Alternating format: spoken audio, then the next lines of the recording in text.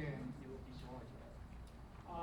Today I want to talk about the migraine. Migraine is a common disease, also the common causes for the disability. This is why I pick up a sentence from the journal in my office reading room. This is what they say: beyond the actual pain of a migraine is the everyday impact on patient's life. I will present this a very common case. A 25-year-old female has been suffering from severe headache. The attacks has become more frequent and occur twice a week. She used to have this strange visual experience before she developed throbbing headache, with nausea, vomiting, and photophobia. We look at it. Sometimes we can ask the patient to drop what the experience before they have headache, or we can give them the iPhone, the notebook. They will drop what they see. You see, at the onset, this is what they will see. They will see that it's a glittering GT border and small vision loss, and greater 10 minutes. The more GT border and a large blind spot, and you see the 20 minutes and 40 minutes, then gradually resolve, followed by severe headache. This is we call classic migraine, with the order passed by the headache. In general, migraine with order we call a classic migraine. And however, most of the patients they have a headache without order. The ratio is about 1 to 4. There are many differential diagnoses for migraine, but there are two I really want to share with everyone, because we will miss that, probably will have lawsuit. Because the first one I want to mention is pseudotumor cerebri, or idiopathic intracranial hypertension. Usually these are young female patients. They're overweight. The BMI could be 30 or 35. They come to see us, have some migraine symptoms. At the beginning, they probably did not have this visual change or anything. But gradually, we will see, they will complain of visual loss. When we do the exam with the ophthalmoscope, we will find out they have pelvic edema. And with the eye exam, when we send the patient eye exam, we will find out this, increased blind spot. So this was my experience. To every single new patient, they come to your office for a headache. I always ask them, have you ever seen the eye doctor do the eye exam? This is very useful. When you see the eye doctor, 3 things they can do. Number 1, they will check the eye pressure, make sure it's not glaucoma, because that can cause headache. Number 2, they will look at the fundus. I think it's more accurately to give you more detailed information. Then we figure out, from if a patient have a pelvic edema, we figure out if they have intracranial hypertension. Number 3, they will check the visual field. So I always ask the patient, there are 3 things. Yeah, do not miss. Because sometimes the patient have a headache, they keep coming to see you, they go to emergency room a lot. Even though the MRI could be normal, 70% of the patient, the MRI could be normal. About 30% probably the MRI will show empty cellular or thickening of the optic shift, or increase the central malignant. Okay. The other differential diagnosis we never miss. Again, young female patient, they're on birth control pill, they come to see you for the headache. Whatever you do, the headache they will never go away. Okay. So the last thing we will fix, I usually ask my patient, go back to your gynecologist to adjust the birth control pill. But before that, we make sure the patient do not have, cerebral venous sinus thrombosis, because the patient might have, on birth control pill, they have a high risk. And before we send them back to gynecologist, we have to make sure we do the MR venogram, not just MR of the brain. MR of the brain could be normal. We see the MR venogram. We will see the left transverse sinus is missing. So is it 2 case? Yeah, do not miss that, because lysotumor cerebri can cause a patient visional loss, lawsuit. Venous sinus thrombosis, stroke, lawsuit. Okay, these 2. This one are the only 2 I want to mention that. And before we do give a patient a medication for migraine and headache, I think we always ask the patient, can you figure out what could aggravate or trigger or make your headache worse? Why not? It's very fancy. A lot of programs, they have a migraine app, and the migraine app, they could, give a lot of instruction. Okay, what could make your headache worse? Like could be stress, lack of sleep, some I call the bad migraine manual. I would mention that one could be vasodilator, alcohol, MSG, and nitro. Of course, oral birth control pill. And probably know there's a migraine app they call a Migraine Body. I heard there are about 800,000 patients in the world. They use that. And so this, probably a lot of people know this bad menu for migraine, oat cheese, red wine, sausage, chocolate, and coffee. Here's the good menu, like garlic, orange juice, lemonade, grape juice, and broccoli. Okay, and then go to next step. So when the patient got a headache, I think naturally they will go to over-counter medications like Excedrin or NSAID. The next step is a fail that they will do a chip test. We can use dopamine agonists such as Regram, Phenergan as a conjunctive therapy. But the lemma for the abortive therapy of a migraine is the chip test for the therapy. We look at the mechanism for migraine. We know tryptophan is one of the main chemicals in the brain. They affect the blood vessels. And you see the migraine patient, they have a decreased serotonin. They have grain, blood vessels, swelling, inflammation, and they have a headache. So what the tryptophan do? There are 3 effects. Number 1 could cause vasoconstriction, then could release migraine headache. Number 2 could have a trigeminal inhibition, and finally they could decrease the pain transmission. So I think there are a lot of tryptophans, but some my experience or tips for the tryptophan use. Basically, we'll make sure the patient no contraindication.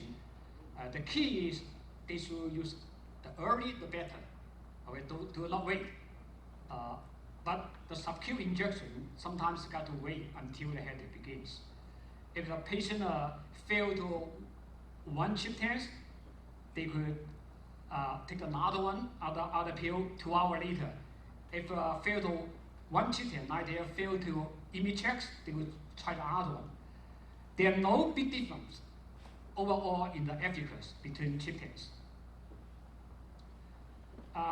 Here I list some migraine cocktail when the patient failed everything, NSAID, tryptophan, ergot. The patient could they admit to hospital. There are a lot of it's a migraine, could tell, could stop the headache. Depends on your experience. Like the common thing we use in the ER is a Benadryl, Compasine, or we use a DHE. Okay. However, the key management for migraine, especially chronic migraine, is the prophylactic therapy. Whenever the patient have 2 headaches in a month, lasts more than 24 hours in each headache, or the headache interrupt the patient's lifestyle or disabilities, or they have to take the abortive medications more than twice a week, we should think about the prophylactic therapies. There are many medications we can use for prevent from the migraines. Basically, how do we pick the medications? We base on the guideline. This is a guideline from International Headache Society and American Academy of Neurologists. I summary their AAA anti-hypertension, anti-depression, and anti-epileptic. They are therefore A options, or the first line treatment.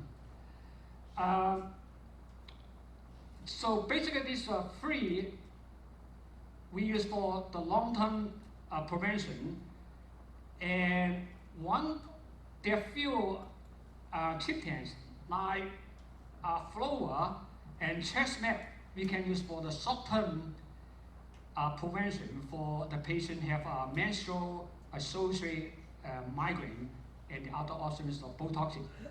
So the key is how to pick which one is better. I think based on the patient's comorbid conditions, the tolerance, and the cost.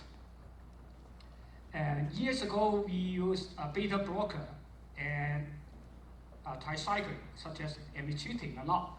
But about 5 to 6 years ago, topiramate always become the #1 options.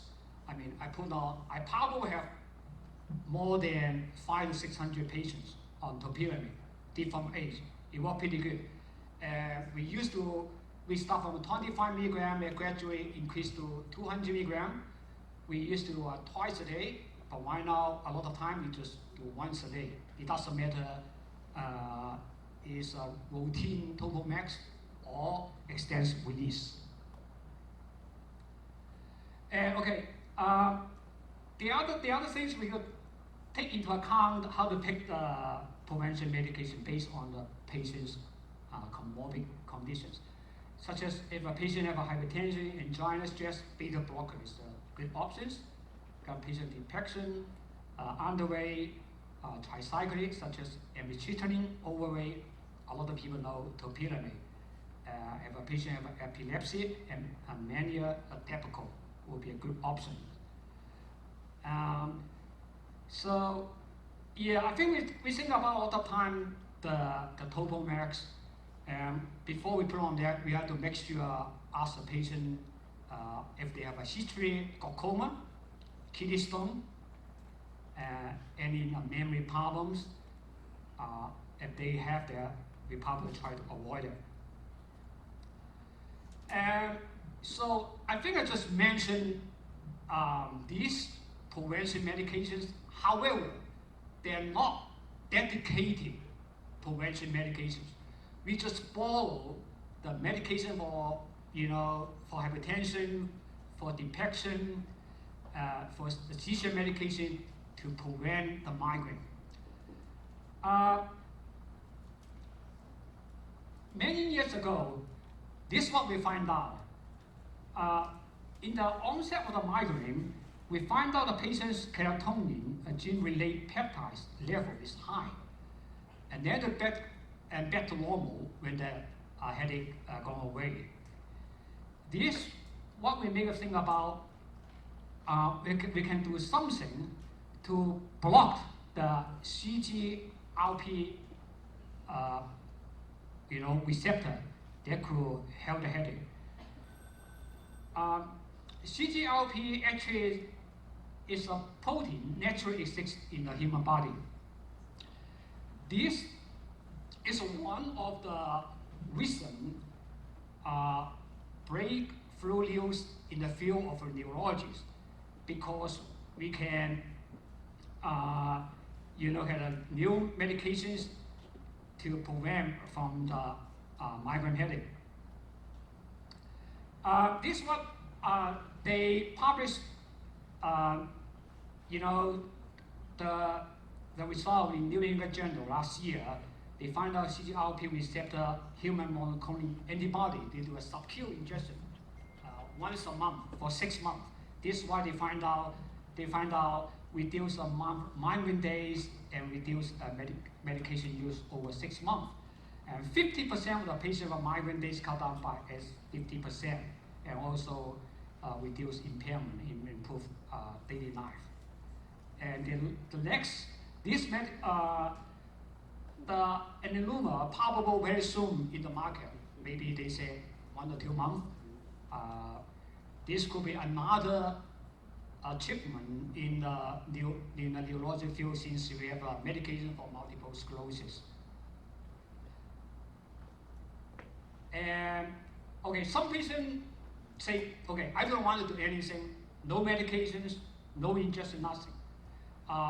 There are few a natural cure is very useful. I use a lot for my patients, like magnesium oxide, vitamin B, and butterbean. And the other thing I want to briefly talk about, the very hot topic, have been for years, how about the Botox? Is a Botox work? I mean, my experience, this are quite amazing for a lot of patients. And so whenever the patient have a chronic headache, 15 or more headaches in a month, each lasts for 4 hours, these the good options. And my Botox work, no one knows so far. There are many theories. Could be reduce the substance P, CGRP, or glutamate release. And yeah, this is what we do the Botox in. We use a 5 unit, totally inject in the 31 spots. And these are questions we heard a lot from the patient. Does Botox work?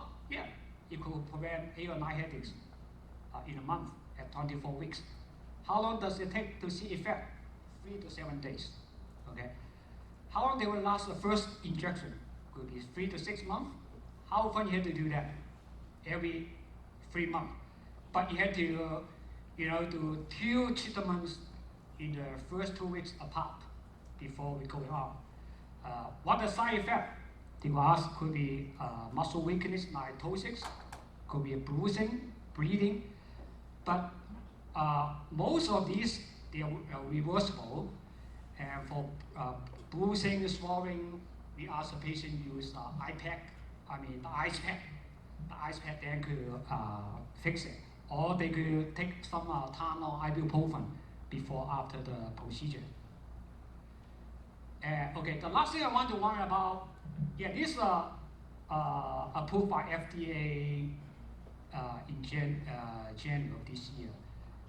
We call the long invasive vagal nerve stimulator. Probably everyone knows vagal nerve stimulator has been used for intractable epilepsy for many years.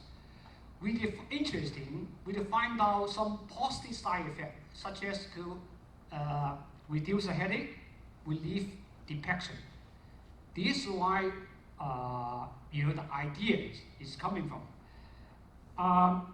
So they design the stimulator and put on the neck close to the vagal nerve area and give a mild electrical stimulation that could help relieve the migraine.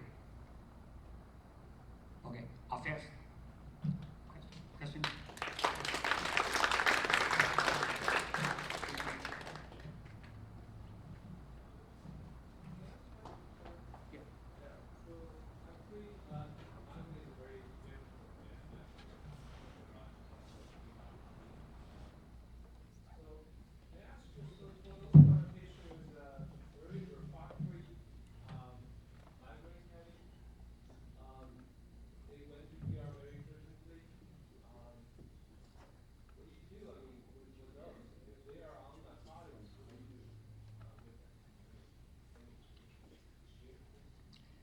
Now, you know, we can try the different cocktail, and I think it depends.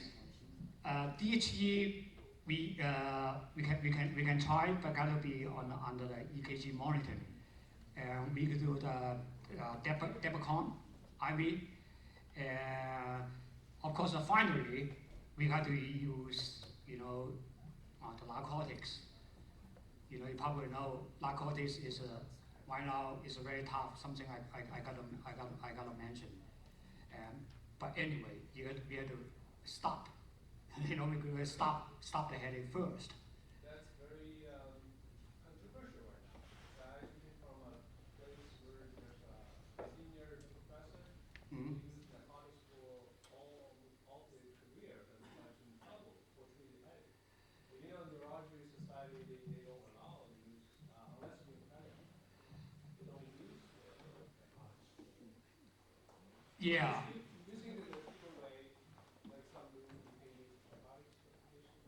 Yeah, I think you have to. I think socially do.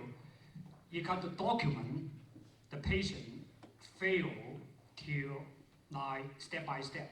You got to document they fail to NSAIDs, they fail to chip test, they fail to even though the lower level pain medications like Ultram, anything here document number one, number two. We had to do a routine during toxicity. So basically, get document. I know right now the whole country is very, very tough. It's become executive, order. You got to do. They do. I tell you, they do not allow to explain. The ER, and I know there are a lot of ER doctors. They give a patient like 12 pills, 10 pills, okay? But they send to a neurology. You will take care of it. Myself, I got be honest. From the new year, I stopped it. No, I think I stopped hydrocodone, oxycodone, like local and Percocet. I still give some of my patients like Tylenol number 3, Tylenol with codeine. You see, I gotta be honest. I send it to a lot of my patients to pain management. But I gotta share. I gotta remind, everyone, narcotics, very, very gotta be careful. You have to prepare. The ball will want to go to interview, okay? Because you never know. Gotta be. If you can avoid it, don't touch it. This is true. For any specialist, probably everyone know. The Georgia Medical Board they request everyone for the license renewal. They should have a CME credit for pain management. It doesn't matter what kind of physician you are. Yeah, narcotics is a painful thing. The best way is send it to the pain management. Let them handle. You can let them say, I'm not allowed to prescribe. Let them say, yeah, this is tough. If you still have to use that, you document everything. Urine toxicity, yeah, every single thing I document. Not only the patient's complaint, you need a objective document, like imaging. Yeah, the MRI, and to explain, okay, imaging, MRI, EMG, that's what we do. Yeah, but this is a tough thing. This is I think it's very tough right now for this. So, okay, I hope I will share everyone. Yeah. Okay, no problem.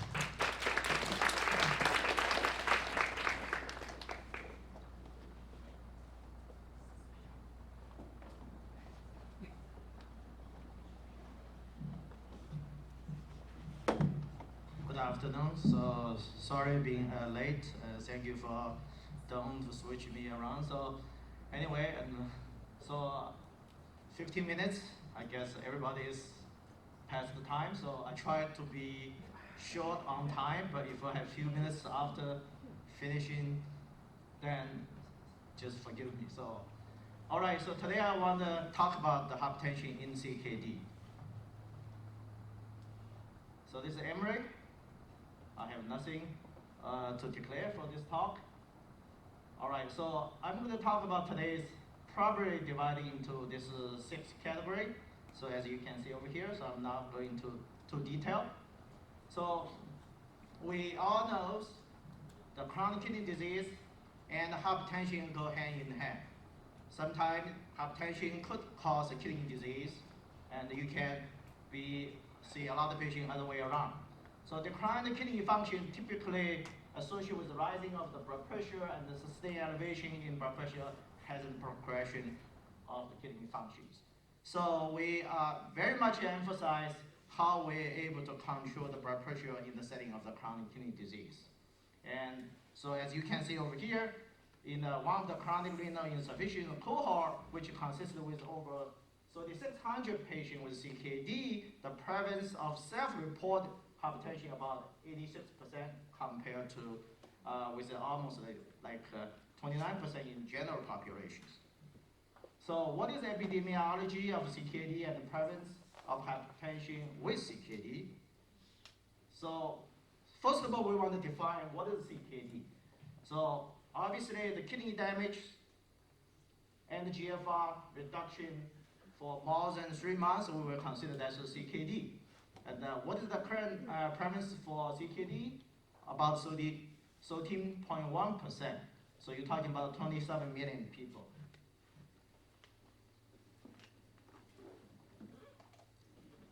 One to 8 prevalence.